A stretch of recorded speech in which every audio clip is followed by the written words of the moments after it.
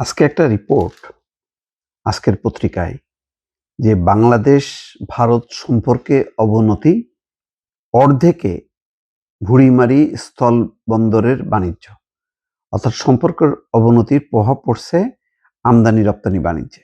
এই খবরের আমি কয়েকটা লাইন বলে অন্য একটা বিশ্লেষণে যেতে চাই। খুব গুরুত্বপূর্ণ, দর্শক একটু মনোযোগ দিয়ে শুনবেন। ভারত সরকারের সঙ্গে রাজনৈতিক ও কূটনৈতিক সম্পর্কের টানাপোড়েনের মধ্যে বাংলাদেশের সঙ্গে বাণিজ্যে কড়াকড়ি ও নানা শর্তারোপের প্রভাবে লালমনিরহাটের পাটগ্রামের বুড়িমারি স্থলবন্দর দিয়ে আমদানি রপ্তানি বাণিজ্যে ভাটা পড়েছে। এতে একদিকে যেমন সরকার রাজস্ব আয় কমেছে, অন্যদিকে স্থলবন্দর কেন্দ্রিক ব্যবসা বাণিজ্য, কর্মসংস্থান এবং আয় রোজগারেও টান পড়েছে। বুড়িমারি শুল্ক স্টেশন 1988 সালে বাংলাদেশ ভুটান ট্রেড এগ্রিমেন্টের আওতায় ভারতের ট্রানজিট রুট হিসেবে ব্যবহার করে শুল্কমুক্ত বাণিজ্য সম্প্রসারণের লক্ষ্যে স্থাপিত হয়। 2002 সালের 12 জানুয়ারি এটিকে পূর্ণাঙ্গ স্থলবন্দরে রূপান্তর করা হয়। 11.15 একর জমির এই বন্দর দিয়ে ভুটান, ভারত এবং নেপালের সঙ্গে আমদানি রপ্তানি কার্যক্রম পরিচালিত হয়। তার মানে একটা, দুইটা, চারটা দেশ জড়িত: বাংলাদেশ, ভুটান, ভারত, নেপাল। তার মানে অত্যন্ত গুরুত্বপূর্ণ এই বন্দর, বুড়িমারি স্থল বন্দরটা এখন স্থবির হয়ে গেছে। সামনের বিপদটা আমি বুঝতে পারছি না। প্রধানমন্ত্রীর সফর, সেই সফর ভারত ধরে রেখেছে 21শে আগস্ট থেকে 25শে আগস্টের মধ্যে হবে। বাংলাদেশ 3-4টি শর্ত দিয়েছে। তার মধ্যে অন্যতম হচ্ছে শেখ হাসিনার প্রত্যর্পণ, শহীদ ওসমান হাদির খুনিকে ফেরত দেয়া এবং আভ্যন্তরীণ বিষয়ে হস্তক্ষেপ না করা।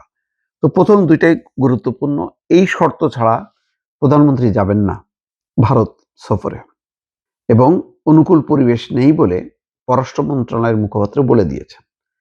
আজকে একটা আলোচনা শুনছিলাম চ্যানেল 24-এ, আলতাফ পারভেজ, কূটনৈতিক বিশ্লেষক, তিনি যেটা বললেন যে যুদ্ধের মধ্যেও আলোচনা হয় এবং চরম খারাপ অবস্থার মধ্যেও অতীতে বিভিন্ন দেশের সাথে বাণিজ্য চলেছে, যেমন ভারতের সাথে চীনের, তাদের হিমাচল প্রদেশ, অরুণাচল প্রদেশ নিয়ে অনেক আছে, 27টা জায়গার নাম ভারত দিয়েছে, চীন দিয়েছে। এক পক্ষ আরেক পক্ষ অরুণাচলকে নিজের দেশ বলে দাবি করছে। এর মধ্যেও কিন্তু তাদের বাণিজ্য চলছে। তার মানে যেই দীনেশ ত্রিবেদী বলেছিলেন যে দুই দেশের সরকার প্রধান যখন নাকি মুখোমুখি বসে তখন অনেক সমস্যার সমাধান হয়ে যায়। আর সংকট বা সমস্যা, যেমন শেখ হাসিনাকে ফেরত দেয়া, এটা শর্ত দাবি, তিস্তার পানি বন্টন চুক্তি, গঙ্গার পানি বন্টন চুক্তি নবায়ন, পুশিন সংকটের সমাধান, এগুলো আলোচনার মধ্য দিয়ে বা শর্ত দিয়ে চুপ করে বসে থেকে, মানে আমি আর ভারতে যাবই না, এরকম অচলাবস্থা তৈরি না করে বরং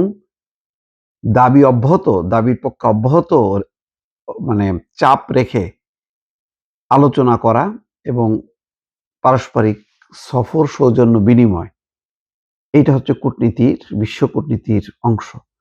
ইরান আমেরিকা যুদ্ধের মধ্যেও আলোচনা চলছে, আবার যুদ্ধও চলছে। তো কোনো একটা দুয়ার বন্ধ করা উচিত না। যদি দুয়ার বন্ধ হয় তাহলে ব্যবসা বাণিজ্যের যে ক্ষতি হবে, সেই ক্ষতি ইকোনমির উপর পড়বে, প্রভাব পড়বে নিঃসন্দেহে। বাংলাদেশ তাতে খুব বেশি লাভবান হবে এটা মনে করার কোনো কারণ নেই। আর যেটা হয়, যেমন কেউ বলছেন যে ভারতের দরকার কি, আমরা চীনের সঙ্গে বরং সম্পর্ক স্ট্রং করি, তাহলেই সমস্যার সমাধান হয়। চীনও খুব কৌশলী একটা দেশ, সে তার স্বার্থ মতন সে সম্পর্ক করবে। চীনের সাথে এক ধরনের সম্পর্ক, ভারতের সাথে আরেক ধরনের সম্পর্ক, আমেরিকার সাথে আরেক ধরনের সম্পর্ক।